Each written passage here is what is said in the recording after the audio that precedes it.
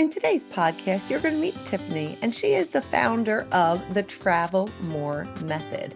You're going to learn a little bit about this podcast. It feels very different than some of our others. But more than anything, I want you to lean in. I want you to listen behind the conversation to realize that Tiffany actually took her experience from widowhood. She was able to raise her kids in line with her mission, in line with what she needed as a mom, in line with what she needed as a soul.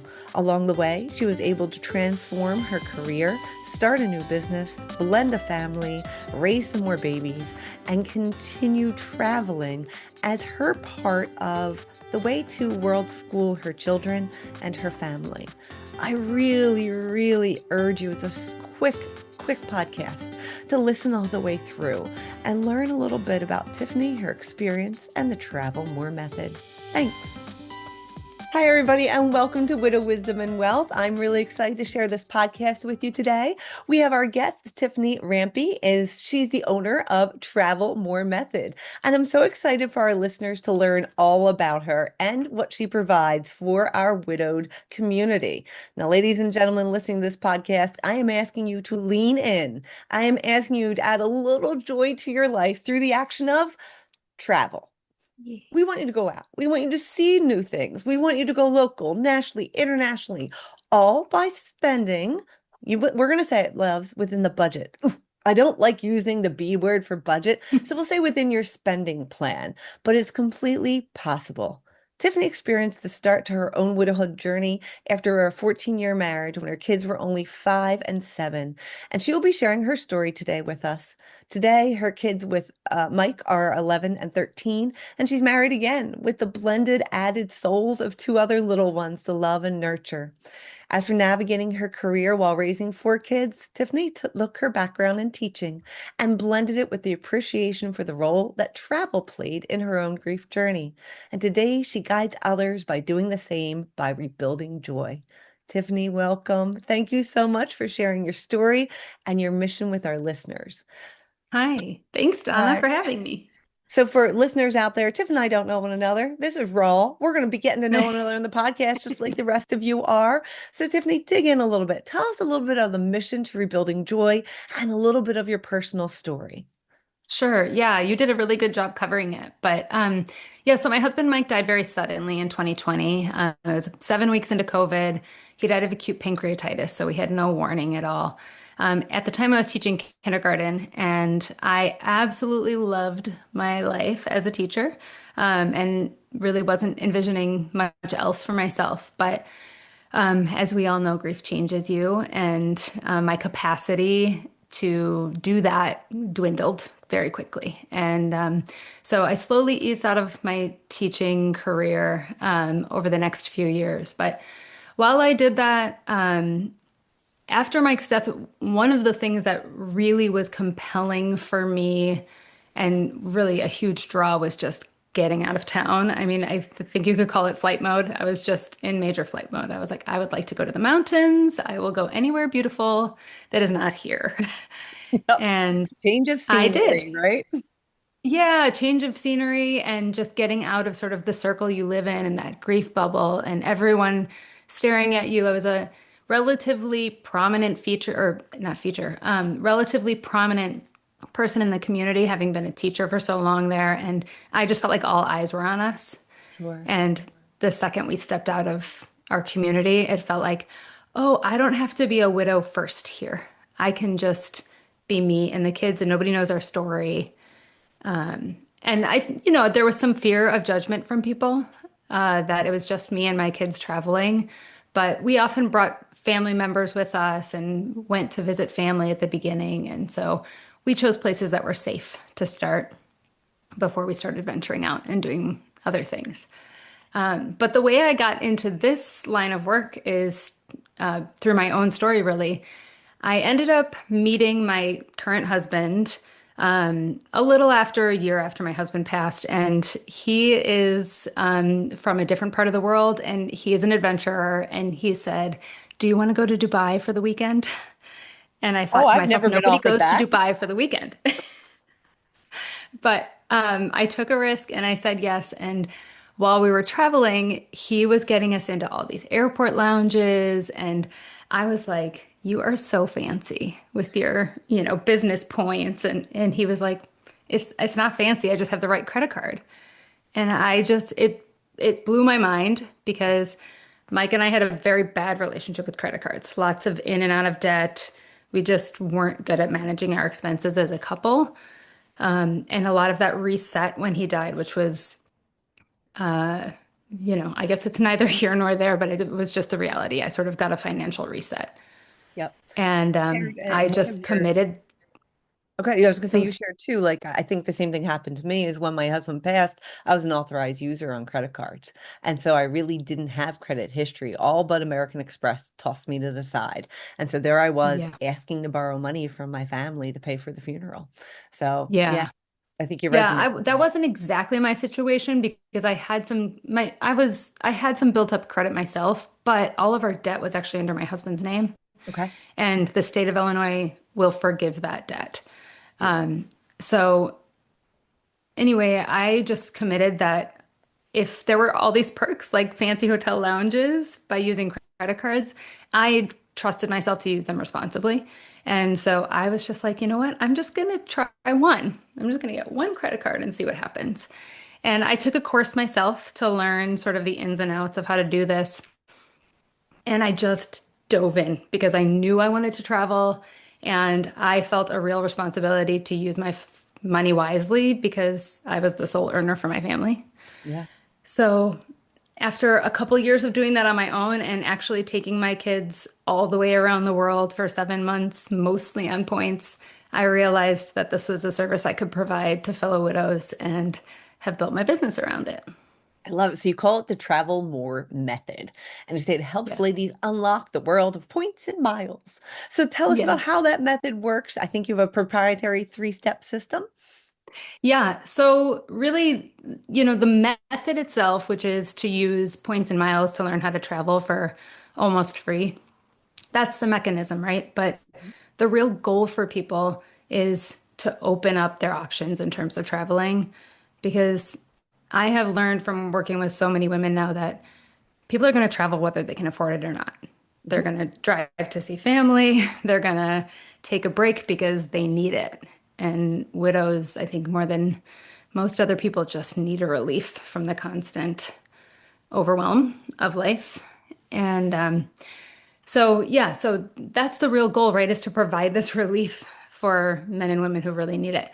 But yeah, the point system is the way to do it. And I try to keep it really super simple, like what I did, which is to get one card to learn that system. Really, all you have to do is spend a certain amount of money over the course of a few months, right? So let's say it's $4,000 over the course of 3 months. And if you do that, the bank is going to reward you. And if you pay it off in full every month, that is the key. Say it again, So, Tiffany. Say it again. yes, say it again. You can only participate in this hobby if you pay your credit card off in full every month, right? If you don't Thank you. trust yourself to do that, don't even dabble because the interest rates are crazy. Yep. So, you get the card, you use it exactly like a debit card. You're just routing your money through a credit card instead of using a debit card. You pay it off in full every month. And then once you hit that minimum spend, the bank is like, good job, you did it. Here's 75,000 points to use. Mhm. And to me, that felt like a totally arbitrary thing. Like, well, what does that get you? Mhm. But turns out 75,000 points can get you a couple round trip tickets to Europe, or it can get you 5 free nights in a 5-star hotel somewhere in the world. So it turns into like really tangible money. And the system is pretty simple when you keep it simple. One card, hit the minimum spend, pay it off every month. And then periodically throughout the year, it is totally responsible and actually good for your credit to then apply for another card and go through that same process so that you have a system for earning points on repeat and always have a mechanism to travel affordably. Love it. So one of the biggest challenges we see for a lot of our widows is one, finding the time to travel, and two, it's a little bit of a mindset. Like the finances kind of comes second. So Yeah. you've worked with a lot of widows on this type of travel and using the point system. Tell us a little bit about maybe someone you've bumped into along the way, or even your own experience of like that mindset. Give yourself the permission to go, to leave that small town or that small community where everyone knows you as quote unquote that family, right? And to go Yeah. ahead and say, all right, I am going to be free for a little bit with me, with my kids, and we're going to travel. That what's a mindset block that you think exists for so many of us in widowhood? Oh, yeah. I think the biggest one is guilt. Mm, I don't know if that resonates with people, but I hear that time and time again as people feel it's either guilty, excuse me, it's either guilty that they don't want to spend the money or they feel like they shouldn't. Like maybe they had a GoFundMe and they feel like they're not supposed to use that money for something fun. Or they have savings, but they have to save it for college, those sorts of things for their kids. Or there's the guilt of like, am I allowed to live my life and be happy when my husband died or when my wife died? And what will people think if I'm out there traveling? Are they going to think I've moved on? Are they going to think I'm fine? yeah.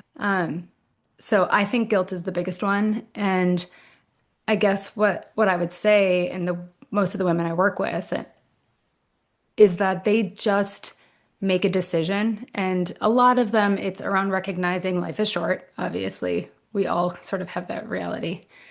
And that you, a lot of them also have kids and they really want to show their children like life goes on and we will live it. And I'm going to take this step. It's going to be super empowering because I'm going to prove to myself I can do this on my own. And I'm going to enrich my life and start adding beautiful experiences so that I'm not always living in the hard. I love that. I love that you share it. Sharing the beautiful experiences, right? Like we have these and they are intangible. You can't put a price tag on them. And so if Yeah. you can feel that you can use this method to do it, quote unquote, responsibly, right? To Yeah. kind of justify in our soul that guilt with the spend, right? That's why I don't like the Yep. word budget.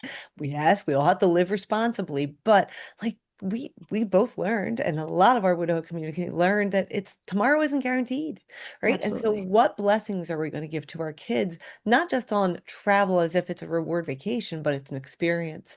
It's learning life. It's teaching them life skills. It's teaching them other cultures, or just for God's sakes, how to navigate a bus system, right? Like that's a Totally. big thing. Big Totally. thing. I always remember we had lived abroad with my late husband, and my kids, we it was like a military life. So we kind of were there Mm, two times. First time with a 24-month-old and a 12-month-old. My kids are Irish mm. twins. And I remember the entire power grid in Italy went down for days, the Oh, entire power grid. And we were stuck in wow. Florence, but lived in Rome. So there's no trains out. The hotel that we were staying in was like the very beginning of like almost the VRBOs. And so the toilet really wasn't a toilet. It was like the toilet you would use in an RV. Well, without Oh, power, yeah. there's no fleshy Oh my flush. gosh. Like there's none of that. So, and then you couldn't get any money out on ATM. A lot of the storefronts wouldn't even open their fronts because there's no power. So why should you? So we were Yeah, just stranded there. And I remember looking at my young kids and being like, no matter what, kids, we'll make it home. It might that's take us right. days. It might take us hours, but plane, trains, and automobile, we are going to make it home. So let's make the That's best right. out of this and let's go. And it's so funny because even my oldest now, he's 24, and he's like, Mom, that is one of those pivotal moments in life where I could have seen you like bitching like everyone else and being stressed out, and you were out of diapers. And you're like, I'm just going Yeah. to lean in on the sweet people at this train station, abandoned with me, and ask for diapers in my broken Yeah. English for the Italian I know, or broken Italian for the English I know. But that's the lesson. Like, that's it. And we want to put our kids in that Absolutely. experience with us, right? And we're Yeah. not saying we wouldn't have done this with our late husbands, but now we have an opportunity to kind of do it differently. So lean in. Yeah. And hey, if you can do it on budget and boost your credit, awesome. Like That's it. right. That's right. Yeah. Yeah. I mean, I think there's so much value in that. And I learned, so when I took the kids out of school for a year and stepped away Was from my job as a teacher. did they And consider that like teaching them abroad or like homeschooling? yeah, the Okay. idea was to world school them, Yeah. right? Go to a different country about every month.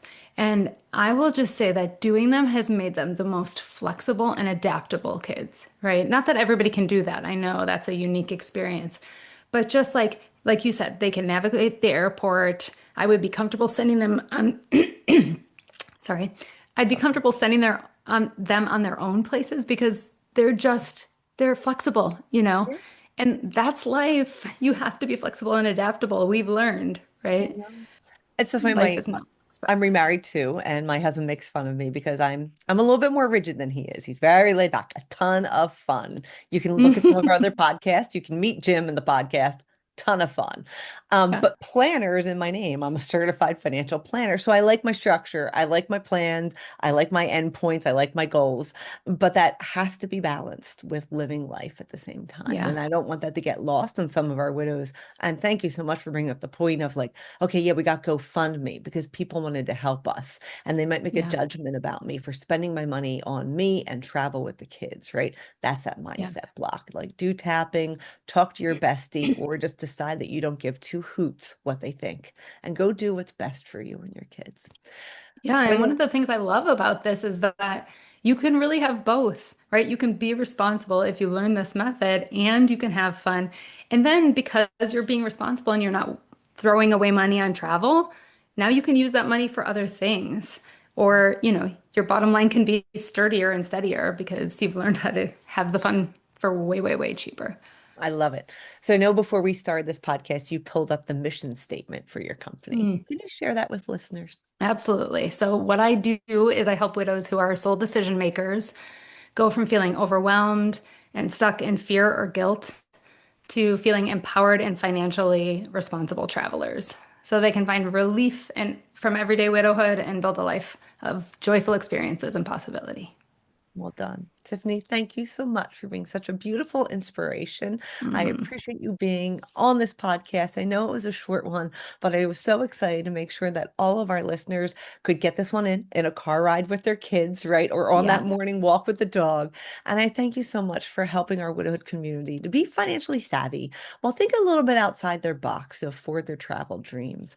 Like literally as an advisor, I set a travel goal on 90% of my widow's financial plan. So it's their cash reserve, it's their healthcare, it's their retirement, and it's a travel goal to I love it. really encourage them to dream. It's not, it might not be in year one, it might be year two, it might be year five, but please dream a little and to take some time, even if, like you said, to go see more family members and appreciate the memories with them. And so I applaud you Absolutely. for what you're doing and I Thank you. appreciate you. Where's the best Thank place you. for listeners to find you, my love? We'll put all of the Yeah. links in the show notes. Yep, I am most frequently on Instagram, and that's at Rebuilding Joy. And then I am just about to launch my YouTube page, which will be Rebuilding Joy Travel. Ooh, send us links when you're ready and we'll Yes, post I it all will. out. Sound good? Yes, thank you so much, Donna. This is great. Thank you, Tiffany. I really appreciate it.